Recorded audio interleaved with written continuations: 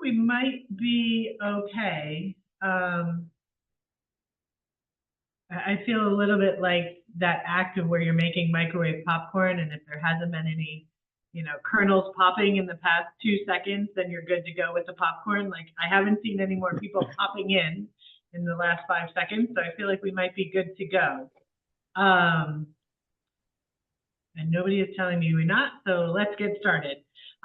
So first of all, just a point of logistics, we are recording this. So if you if you do turn your camera on, you will be on the screen. But also in good news that if for some reason your connection drops or you're not able to watch the whole conversation or participate in the whole conversation, we will have the recording and it will be posted on all of our social media outlets a little bit later.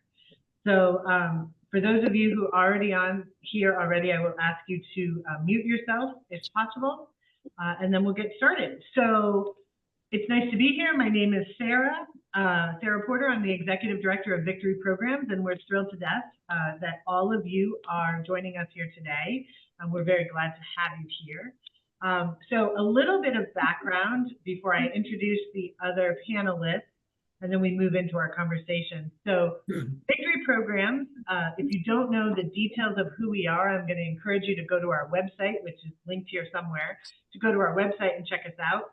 I'll give you some kind of quick basics. So Victory Programs has been providing services in Boston for nearly 50 years. We often describe these services as being centered in health, housing, and hope. While that obviously is somewhat a simplistic description of what we do, all three of those things are very true in terms of what we do. And it's one of the things that I love most about this particular organization is that we have several key fundamental truths or models or philosophies that we hold on to and that we weave into all of our service models, no matter what they are.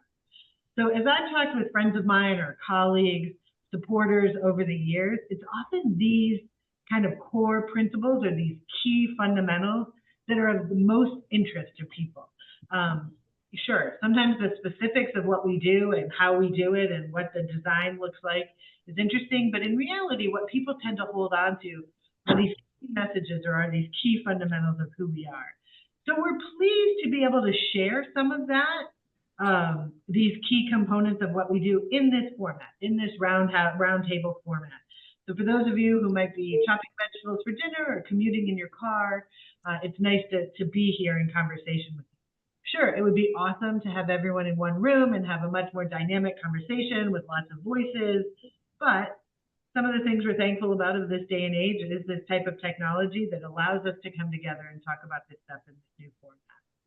So I'm thrilled to introduce you to four friends and colleagues who are here to join us in this conversation talking about the concept of community, particularly as it relates to the notion of recovery. So let me start by introducing you to these folks. So those of you, the other panelists, I'm going to ask you if you would be so kind as to introduce yourself, your pronouns, who you are, what you do for work, and perhaps what brings you to this work and to Victory Programs at this point in time. So Yolanda, let's start with you. Hi, my name is Yolanda Lewis. I am a graduate of Victory Program Shepherd House. I graduated in 1996, 7. It's been so long ago. And I work for Massachusetts Department of Unemployment. I go back to the Shepherd House I've been going back for over 20 years just to share my life story with the women, just to let them know about life, how they can live a life without the use of alcohol and drugs. And this is what I do. This is what I love, and I will continue to do this, and I enjoy it. Awesome. Thank you, Yolanda. Elizabeth, could you ask you to do the same? Hi, my name is Elizabeth Dugan.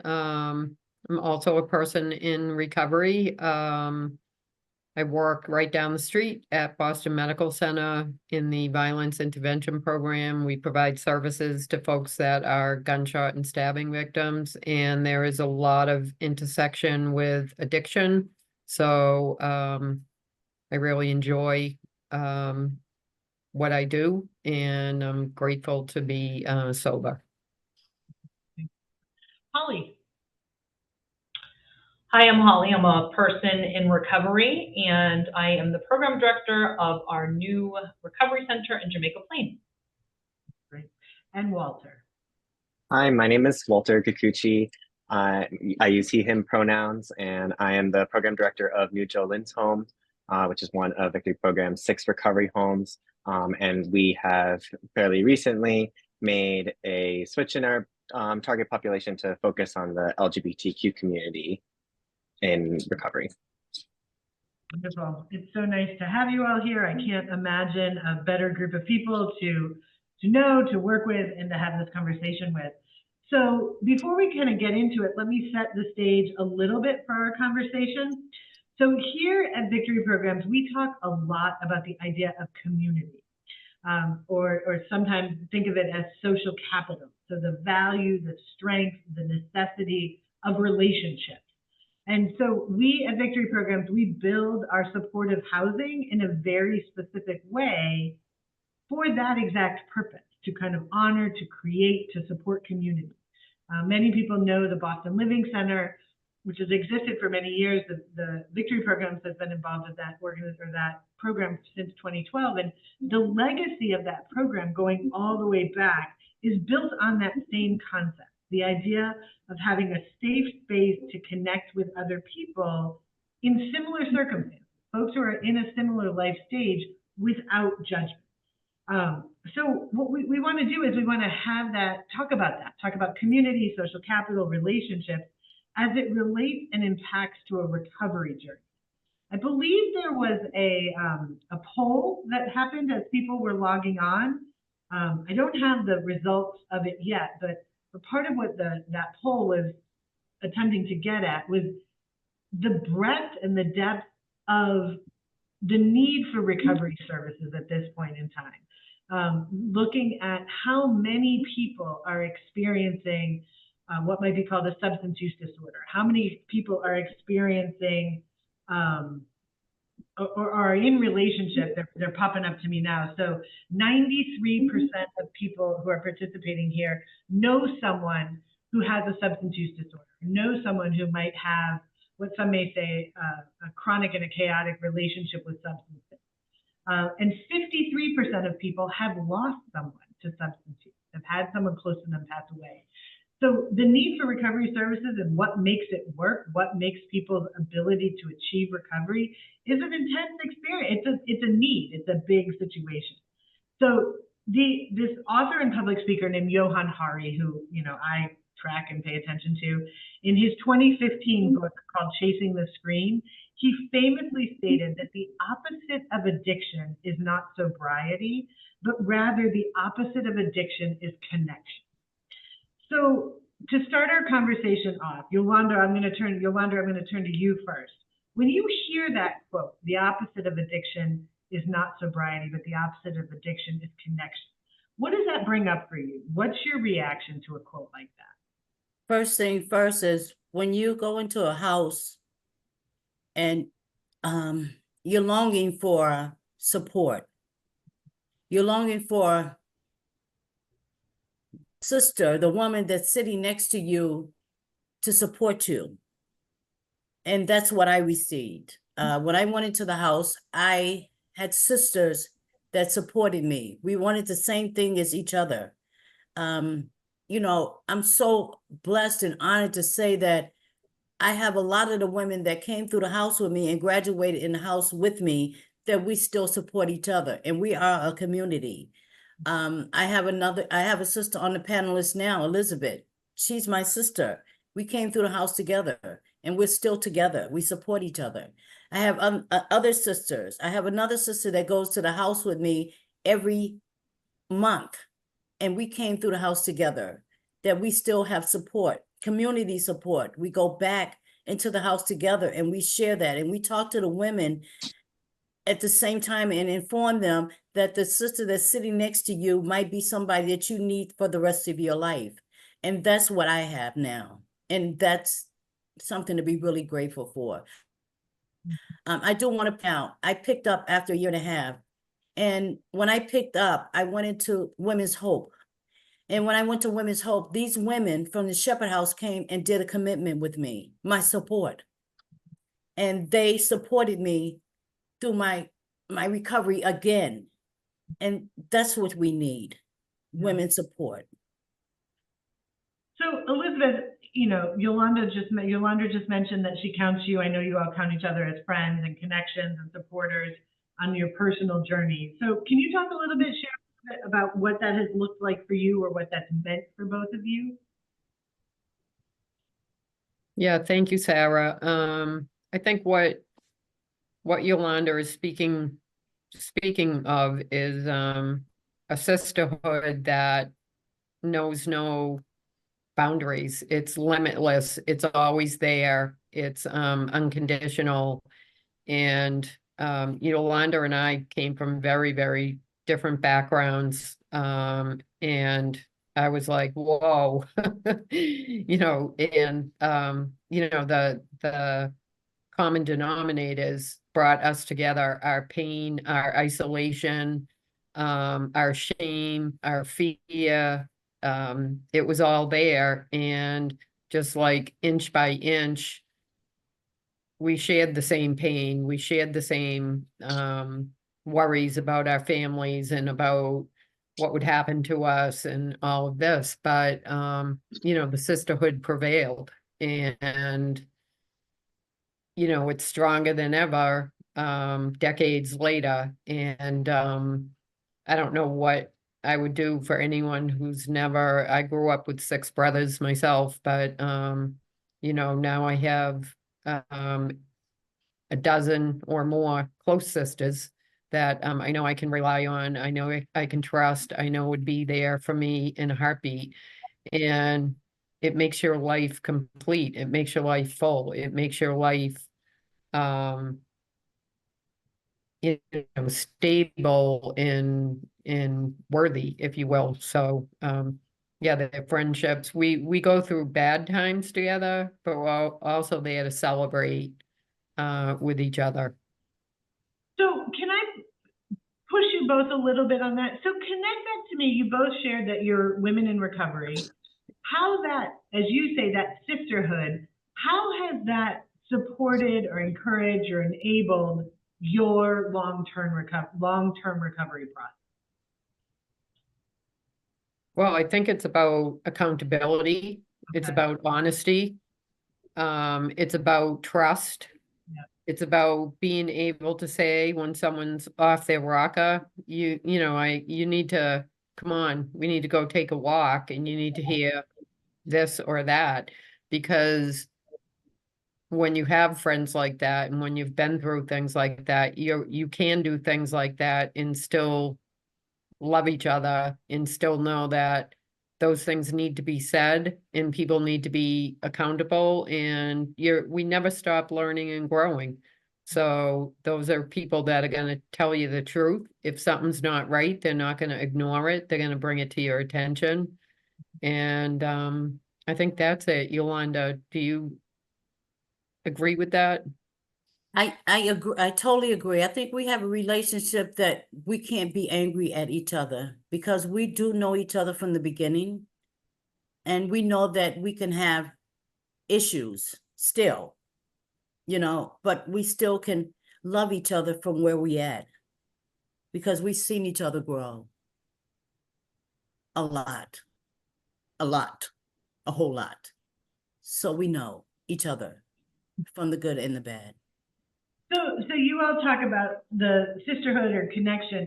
So talking to all 4 of you, Holly, Walter, Elizabeth, Yolanda, can you define community for me or talk a little bit for us about what that definition of community is? You've given us all these like beautiful traits of it, but what else is community for anyone else? Okay, for me, because we have that, we can go into a house, recovery house, and together. Like I have another sister, Claudia, and we can go together with this time that we have behind us, 28, 29 years, and say we're still sisters, we're still friends. And we share that with the women that are in recovery for 1 month, 2 months, 3 days, 5 days, or whatever, and let them know that we're still together. And we come with all this time together. And we let people know, and we let them know that they can have the same with each other. So that's called sharing with the community that we have. One thing that came to mind when you two were speaking was there was one time where there was a resident in the program who was actually very frustrated, and she came to me to say, like, I've gotten more support from, she was frustrated with the staff, and she says, I've gotten more support from the other women here than I have from the staff. And what was sort of actually really profound about that was, even though she was like complaining and she was expressing that she was irritated, I was like, that's the point, you know, that's a good thing. You should be getting your support from the other residents here, you know, from, you're building what can be a lifelong community. You know, that doesn't mean the staff aren't here to support you, or that there might be a certain staff member you may stay in touch with in a professional way, but you know, that those bonds that last beyond the duration of the program, you know, that's where you really start building the strength of the community, where you have those shortcuts of shared understanding of some that you can kind of push through some of the things on the exterior. I think the idea of community or sisterhood, or, you know, building that, sometimes it seems easier said than done. Like, I imagine when you first sit down next to someone, you're not going, oh, hey, this is going to be someone that I'm going to love for 28 years. I'm probably going, could you move over and not sit so close to me? And you are annoying me. But, and especially, you know, a lot of the formation of this community we're talking about is people who, you know, maybe their life story has been, for the last little bit of time, has included less than ideal moments or components or some burnt bridges. It's not like people are arriving in this situation going, I am an expert at building relationships and building community. Absolutely. So that being said, how does one go about doing that? How does one go about finding or making connections or building community support? Holly, I'll turn to you, kind of both to hear your thoughts, as well as hope that you'll talk a little bit about the JP Recovery Center that I know you're running. Yeah, so for me, I think it's about getting plugged in, right, to like people that are trying to do the same thing that I'm trying to do, that are on the same path. So I think for many of us, by the time we find recovery, we're pretty lonely, right? And maybe the people that we have surrounded ourselves with no longer have the same goals, or you know, are on a different path. So how do we find a new tribe? You know, how do we find like-minded people and support each other in the new chapter? Luckily, you know, recovery centers are becoming widely available, especially in the state of Massachusetts. And, you know, it's an opportunity to provide like different flavors, different pathways of recovery, rather than, you know, before, basically the option was 12 steps, which works for many people. But now we have all these different pathways, and you can find all these different pathways in recovery centers and try different things and find what works. And maybe that includes 12 steps, but maybe that's a little Buddhist recovery. Maybe that's some wellness. Maybe that's some yoga. So that we can customize our recovery program to our liking, right? And then we find where we feel comfortable, where we feel supported, where we feel at home. And centers are just like the space that can do that. So I think it's pretty cool that Jamaica Plain now has that opportunity to hold space for the community to decide what they want to do there. And when you say for the community to decide, but you also mean for the individual. Like, I could show up and say, this doesn't really work for me, but this works for me, and try different things in an attempt to figure out who my tribe is, like using your language. Right, or maybe you find that there's a different pathway that we don't even offer that, you know, maybe isn't popular on the East Coast, but is really big on the West Coast. So saying, hey, why don't we try that? And then, you know, starting that, because everyone's sort of always waiting for like somebody else to start the meeting or the thing. And it only gets done when somebody's actually willing to do the footwork and start the thing. Yeah. And then who knows where it goes from there. But yeah, absolutely. It makes me think about something, Elizabeth, I heard you say years and years and years ago, where you talked about, and hopefully I'm not talking out of turn here, but where you talked about that part of your own recovery journey was giving back. And that on a day that might be hard, the idea that, okay, then I'm going to do something involving somebody else. I'm going to do something involving somebody else. And that may, if you're connected into a community like you're building, Holly, there's an opportunity. I'm doing something else. I'm bringing something to a recovery community, to a table of other people seeking to do what I'm doing. I don't know. Elizabeth, I want to give you a chance to dispute that or, echo what I'm saying there. Yeah, I mean, I definitely believe that. I think, approaching people who are hurt or in pain, hurt people. So when someone tells you to get the heck away from them, they don't need any help, they're a hurt person. I think, approaching the situations with humility, because we were there once and we know that pain.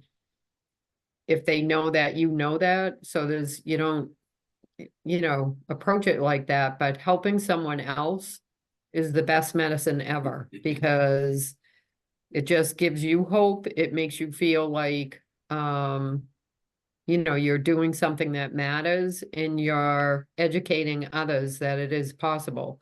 I mean, if you go into, like Yolanda was saying, if you go and do a commitment in a recovery home, or you go to a meeting and there's a newcomer there and they just think they can't even stay clean or sober for a week, and they know, someone's been that way for 30 something years, they're like, what? They have no comprehension of that because they think it's not possible. So living testament is the best example for the folks that we want to help. So how about you, Walter? So I know you're involved in something that's in the early stages of creating opportunities for building community. You kind of hinted at it at the beginning, but can you talk a little bit more about that?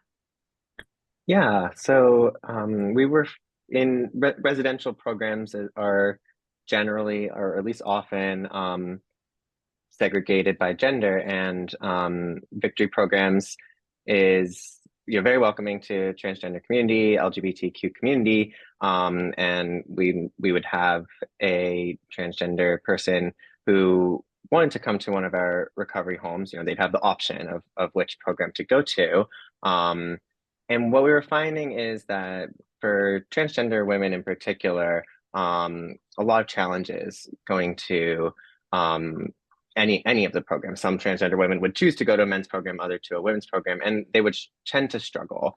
And one thing that we wanted to do was make sure that this population that we know struggles with addiction at higher rates, and we know doesn't have a place as easy to find in a traditional setting, has somewhere that where they're centered.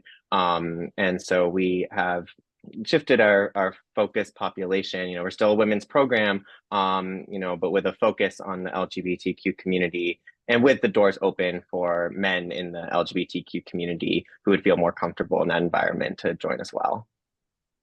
And so how's it going so far?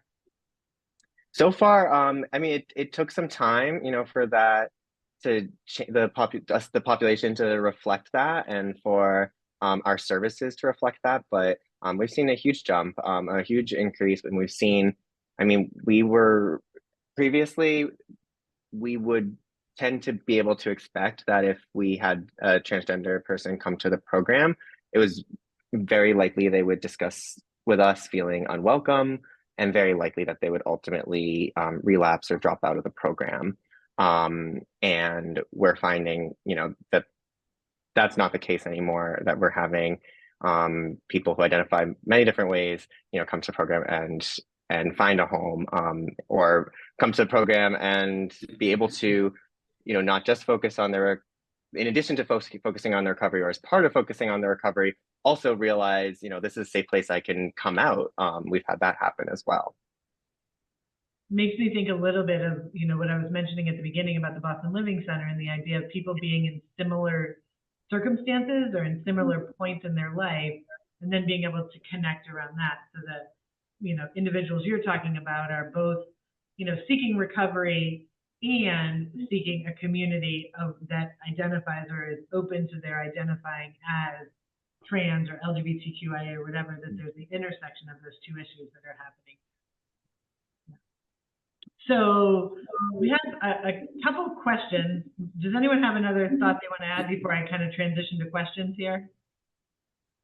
I guess I just wanted to share, Yolanda and Claudia have come to New Jolene's home. And so, you know, what she's describing around and what Elizabeth was describing around giving back and, you know, people being able to see, like, here's someone who has, you know, or in this room, there's hundreds of years of recovery, you know, that's, we've seen that, you know, where we've had people come for commitments and you can, you know, count the years and really add it up, and just how special that is. And people being able to, you know, get their chips at a meeting if they're, you know, someone who goes to meetings, and also recognize like that moment's for them, you know, but we've had them share like that moment was also for the newcomers. I can only imagine how inspiring that is for those individuals. So we had a question come in that I'll put to all three of you, whoever wants to answer. So the idea, if I paraphrase here a little bit, is do people, or can people get sober, or do people recover on their own? What thoughts do you have about that? I kind of want to chime in on that.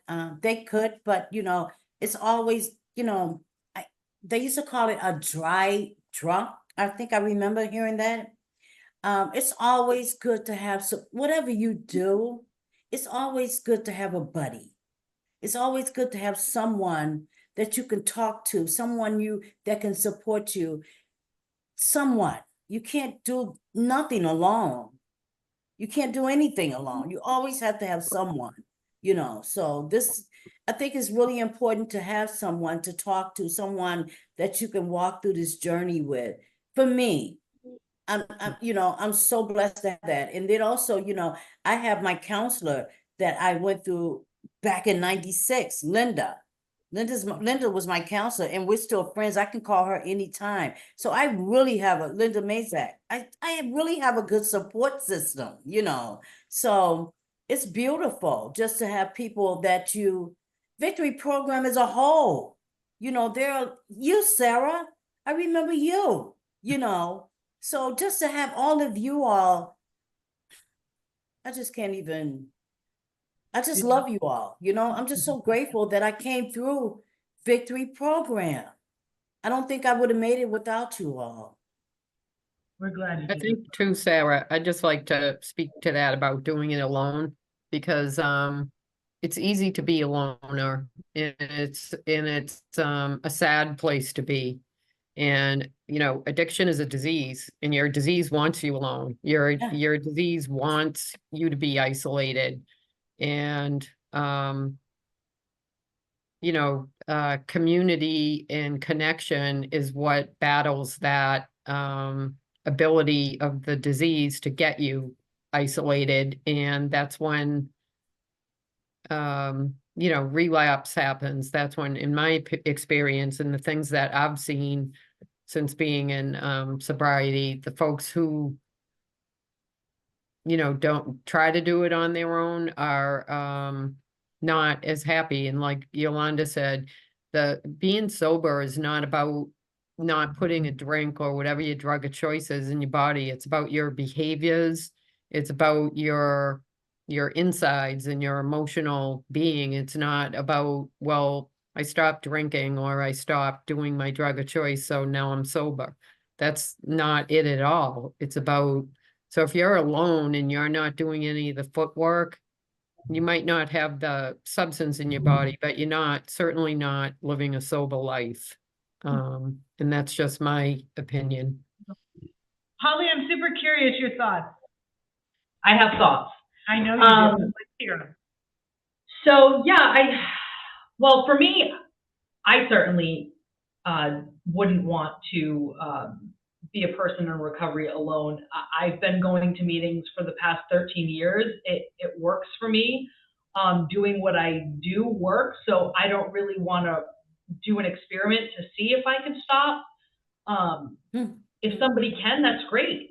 That's just not my personal experience. And the other thing is that if everyone just got really well in recovery and then, you know, didn't show up for other people, I don't know how that would work, because it's sort of like this secular thing where like we come in, we get the help, we get well, and then we give the help. And that's how this whole thing continues. You know, that's how I ended up working in this field, was because when I was in programs or whatever, and I heard that somebody was in recovery, you know, I automatically felt like a connection, like they got it. And so my ears would perk up a little bit more, you know, and so I wanted to be that person for somebody else coming in. So I just, you know, like we talked about before about doing service work, you know, there's an old slogan like service keeps us sober, or now we're lucky enough to actually be employed in the field, so we get to sort of give back, but also we can pay our rent, which is nice. So another question that came out here, so the idea that someone I love or someone in my community is pulling away from the community. What do I do? Walter, I assume you see this with people who choose to maybe leave services, but I don't know. Yeah, I mean, that's a good question. So you see someone pulling away. You know, yeah, I mean, we definitely see that. And I think to continue to make sure the door stays open. So, you know, to continue to reach out. You know, I think if you know the person well enough, you can have a pushier approach. You know, and some people might be able to take that like, I know something's wrong, or I'm just gonna show up where I know you're gonna be. You know, but I don't think that's always an option for everybody. But to make sure that at the very least you're keeping the door open, you know, checking in, you know, okay, they didn't want to talk that time. Let me try again in a week. Okay, they still don't want to talk. Like, let me just make sure they know I'm available. Yolanda, if one of, as you described, and one of your sisters stopped returning your call or was pulling away from the community, how would you handle it? I probably would go visit, but I won't keep pressuring. I won't keep pressuring, but I'll wait a while, then I'll try it again. I'll wait a while and I'll try it again. I won't keep pressuring though. Yes. But you'll be consistent, and when that person comes back, you'll be No, there. but I'll take my time at doing it, you know, Yeah, because and I it's you know, but then I'll show them that I still love them and I'm still thinking of them and I still care about them. So I'll do whatever I can to reach out, but I won't be so persistent. Yeah, and it's really meaningful because we've had, you know, somebody who maybe did stop replying and, you know, left unexpectedly from the program, and they may show up, you know, a couple of months later, you know, return to our program, and you know, they'll tell us, you know, like, I was getting the phone calls, you know, I was embarrassed to answer, but, you know, I knew people were there. Elizabeth or Holly, you have ideas about that?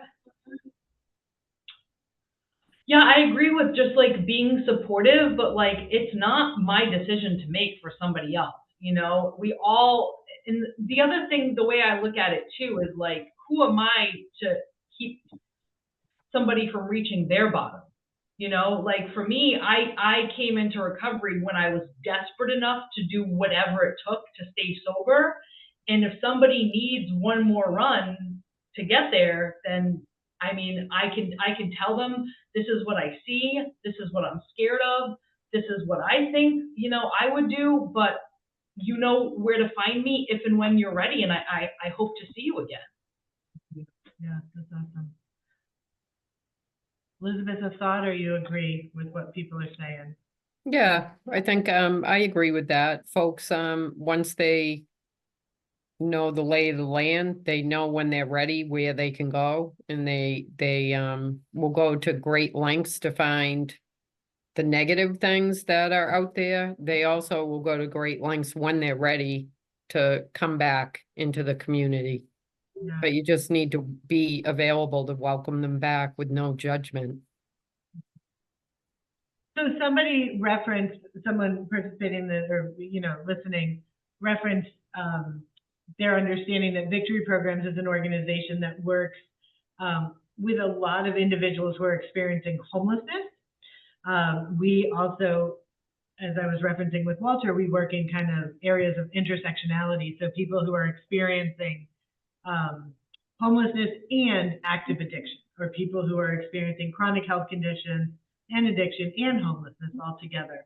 And so I think the point of the question they're getting to is the idea of, does a recovery journey look similar for someone who is homeless versus someone who isn't? So thoughts on that? I'll go I'm back so- to what Holly was saying, is everyone's bottom is different. And one person's bottom might be homelessness. Another person's bottom might be, you know, they are a homeowner and they have a good job and they crash their car. I Yeah. think the point of it is there's all different kinds. I mean, we had a gentleman we were working with that had significant injuries, never had a substance addiction issue his entire life, and then got addicted to pain pills, lost his house, got a divorce, and is living you know, outside down under the bridge by Mass Ave. And, you know, he was an attorney. So, you know, now he's homeless. So would someone say, well, that was a different background to get him to that point, but now he's now that he doesn't want anyone bothering him. Nobody can get through to him, and he's just content to stay out there in his misery and his addiction. But when he's ready, he definitely knows where the resources are. Yeah. So to use your language or Holly's language, that might not be his bottom yet, but he knows where it is. He'll find it. Yep. Thought Holly and Walter, who, you know, work in this field with folks who are both experiencing homelessness and folks who aren't, could a recovery journey look the same, or does a recovery journey look the same? Yeah, I guess I mean, it definitely looks different for everybody, but to look at those, particularly like if we're thinking about somebody who maybe comes to a treatment program and they do have a home to go to, I don't know. I think I did have a wake-up call early on working in the program where there was somebody, you know, for the most part, most of the people in our program don't have permanent permanent housing. But early on we did have somebody who came and was very vocal about like, oh, I could go back to my family. I have a home to go to. And I had the assumption, okay, so that means that she must really want her recovery. She must really be here for the right reasons, as you hear a lot. You know, that if she were to relapse, she would just leave. And I had a big wake-up call where she relapsed and she wasn't there for the right reasons, you know, but wanted to stay. So I don't know. I guess I would say that's not the thing that makes the biggest difference. Even though it's such a huge thing, whether or not you have housing, I can't say that I would say it's the thing that makes the biggest difference in how someone's recovery journey looks. Well, there you go. Holly, you have thoughts? Yeah. I mean, you see both come through the recovery center. I'm sorry. Well, I just feel like it really matters what's going on more on the inside. You know, by the time we get to recovery, yes, people that have a place to go back to certainly makes things less challenging. But I also, you know, I'm blown away by Massachusetts and how much they offer people that you know, want help. It's not perfect, but coming from other states where there's pretty much nothing unless you're stuffed with cash, I think they do a pretty good job at, you know, offering different grant, if it's not housing, at least, you know, sober living options, different grants. There's tons of nonprofits. I just think there's a lot more options here. And there's a lot more places and people like recovery centers that are willing to sort of sit down with you and try to walk you through the process and support you and help you do that stuff to find a place to go if you don't have one. Wow. Yeah. So let's Can talk I can I chime in on that a little bit? Of course, please, Yolanda. I came in the house homeless. Mhm. I had nowhere to go. Mhm. And I wasn't going anywhere. People were talking about leaving. I wasn't going anywhere. I was going to stick and stay because I wasn't going back to the streets. I wasn't going back to the abandoned buildings. I wasn't going back to the shelters, so I was determined to stay. I found that people that were in the house with me, when they had their own places, they didn't stay. A lot of them, they end up leaving. I hear a lot of people talk about, I'm out of here, I have my own place. That was never a thought in my mind. Never a thought in my mind. So I think that most people, well, some people, a lot of people that were homeless too, they left, But for me, I didn't want to go back in the same situation I was in. I was in a great place for me. You can ask Elizabeth. I had a really clean bed to sleep in. I was so great. I'm serious. I had food to eat every day. I was living hotel style, Yeah. and I was grateful. I was so glad to be in that house. I was very glad. So for me, I had no plans on leaving. Even when it was time to go, I didn't want to leave. I was happy. So it's according to the individual, if they really wanted it, I wanted that bed I was in because I enjoyed having that life, having coffee in the morning, being around women, the Yeah. community. That was important to me. So let's talk a little bit about what other people can do to help. So what people can do to learn or to encourage connection or to build a supportive community or to create a welcoming environment. If we think about the fact that, those people who are seeking recovery, that having relationships, having connection, having community, it can be a key component in achieving stability or achieving recovery. What can others do to support that? Or what can others do to help enable? I Show could up. start, go ahead, Holly. Just show up. Yep. There's like 1,000,001 things to show up to, and we all, say we're gonna do it, but then, it comes time and we don't. So I say, whatever you choose to do, just act. Act. Yeah. Walter, what were you going to add? Yeah, thinking about the LGBTQ community in particular, a lot of the socializing frequently is around alcohol or drugs. And so, to make sure that there are opportunities for those friendships to exist outside of that, or to be making friends, outside of socializing around that. And that's not just for the LGBTQ community, but definitely comes up in that context. But just in general,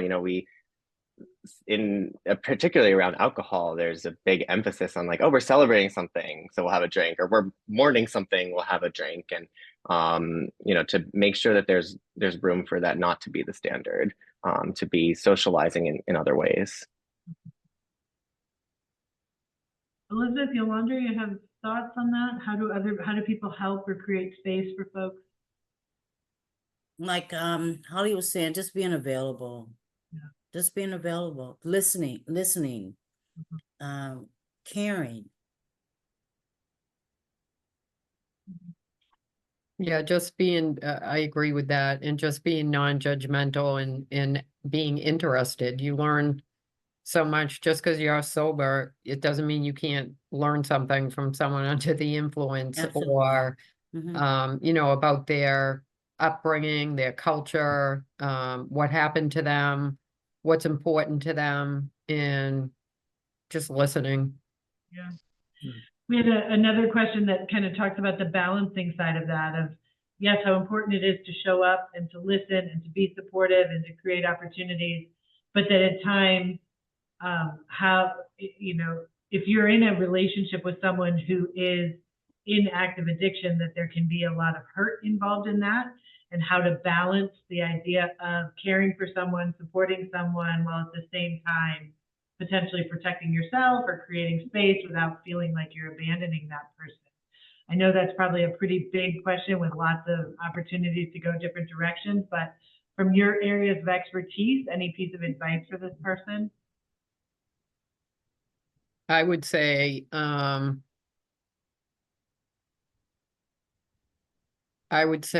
that's a very difficult one, in enabling people is an art form. And I have a very painful personal story of my husband and I helping his twin brother for years and years, and my husband and I are both in recovery, and we loved him. That was his twin brother, and he passed, but I mean, we were his case managers, his recovery coaches, his housing people, and we finally got him into a spot and thought everything was going to be wonderful now because he had an apartment and all of that, and he had relapsed, and I got so mad at him. I took the phone away we had given him, and he fell, and my husband found him on the floor. We went over to do a wellness check, but my whole point of this is not, I don't know where we went wrong or what the cutoff point should have been or could have been, because this was our loved one. So we just kept doing and doing and doing, when sometimes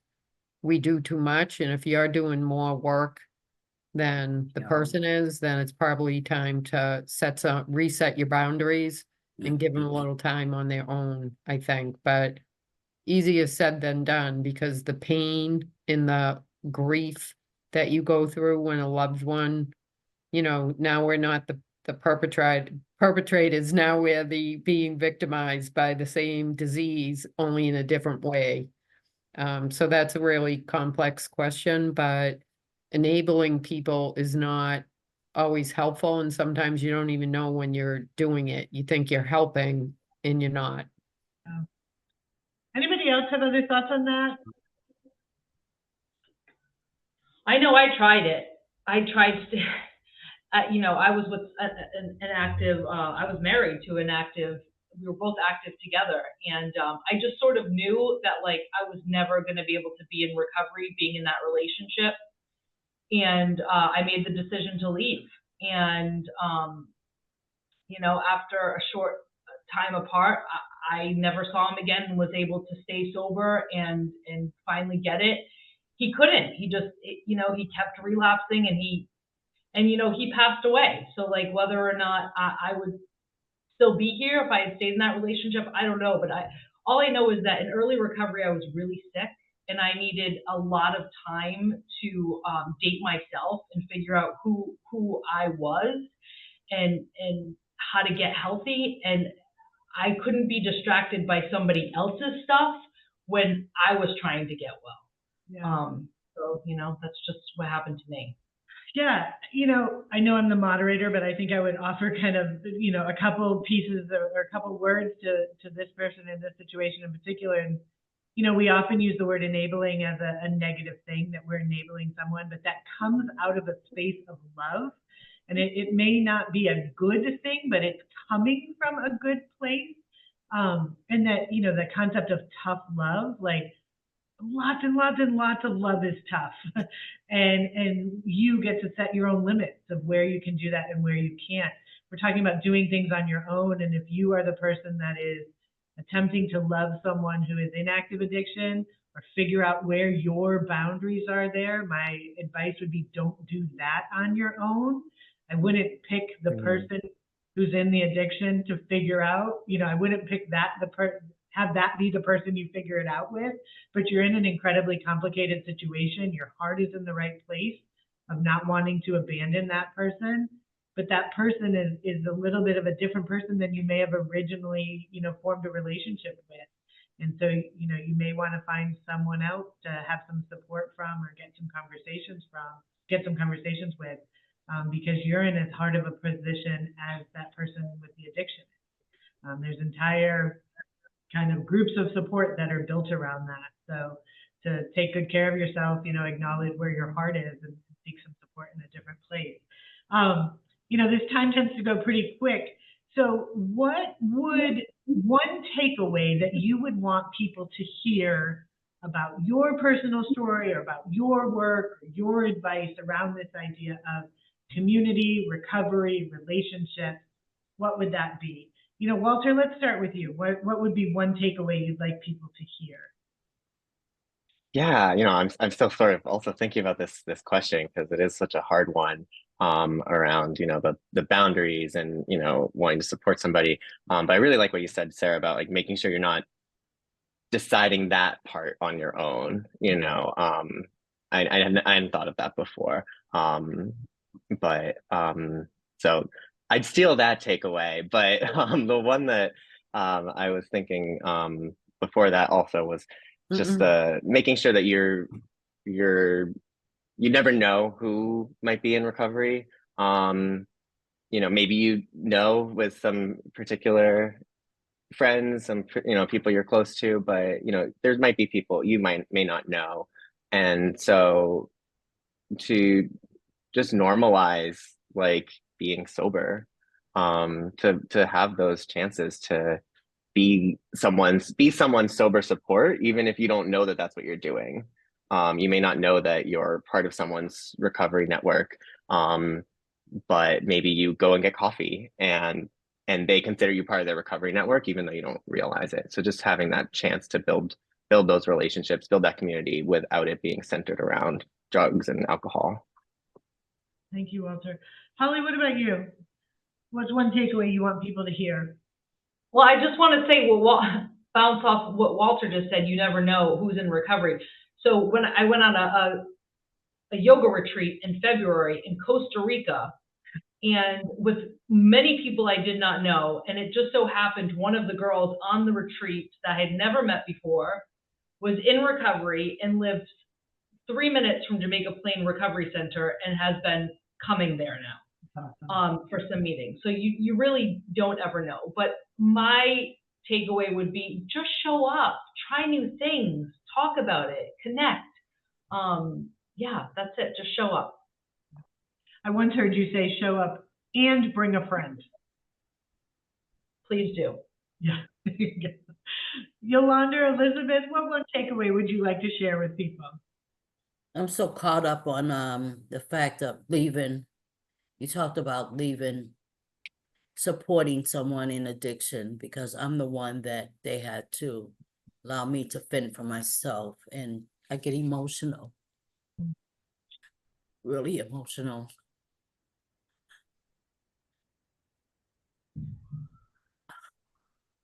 Elizabeth, you go ahead for now. I'll go after. Love you, Yolanda. I think for me, what I'd like folks to hear is I'm also a breast cancer survivor.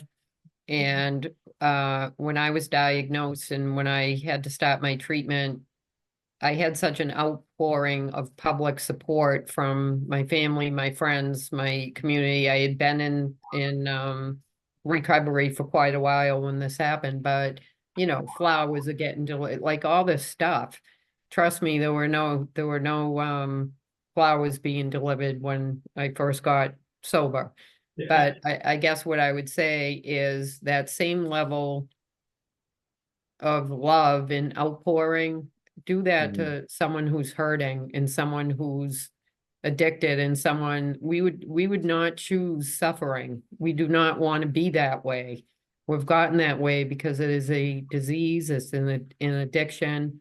And I would say the bias and the stigma that goes along with that sometimes, you know, amplifies the shame and the guilt and all that. So if we can just somehow normalize things and let people know that it's okay and there's a better way and that help is available, then because the disparities and the reactions to the two different things I went through was so, I had like a moment of clarity around, oh, this is crazy. This is not right. And I think as a society, if we make some changes in just that, it would go a lot longer way. You know, we had a group of volunteers when COVID first happened that painted these signs and put them in the front of our programs that said like, thanks for your, you know, good job, you're doing great, this, that, or the other thing. And when they first were put there, I assumed they were for the staff, like, thank you, employees, you're doing good work. And when I talked to the volunteers, they weren't. They were for the individuals who were in the program, like the people who were struggling or working or doing the hard work of staying housed, staying in recovery, staying sober. And my mind was blown, like, how amazing to have people in the community who didn't know recognize the hard work of folks who are trying to stay in recovery. And that's part of, you know, what some of us can do is show up, be there, be supportive, create an environment where people are welcome. And that is what helps individuals. Yolanda, we have like 1 minute, but I'm willing to give you the last word. I'm ready now. I just want to say, I'm just so grateful that Victory Program have opened the doors, allowed me to come back and be with my sisters, the women that I get to support every month. I go to 2 houses, Shepherd House and New Jolene. I go to one house 1 month, I go to the other house the other month. And I'm committed, I'm faithful, and I just enjoy going back to let the women know that I care and somebody care and they're not alone. So this is my meeting. This is what I do. And this is what I'm committed to do. And as long as you all keep the doors open for me, I will continue to come. Always. So I have to wrap up really quick before they kick us off of here, but I want to thank each one of you, Holly, Walter, Elizabeth, Yolanda, for being willing to talk, being willing to share your stories, as well as just the general work that you're doing in both your professional and personal lives. It is a complete and total privilege and honor to know you and work with you. And for everyone else who's listening or maybe listening at some point in the YouTube future, thank you so much. Thanks for your interest in the topic. Thanks for the hard work that you might be doing. And thank you for your support. You know, if you're willing to be here, you are a person who believes in, you know, the power of transformation, who believes somewhat in connection, just enough to be here for a few minutes. And that, to me, together, you know, we're all better because of that. So on behalf of Victory Programs, thank you so much. Enjoy the rest of your evening and take good care. Thank you, Sarah Porter. Thank you. All right, have a good one. Bye, everyone.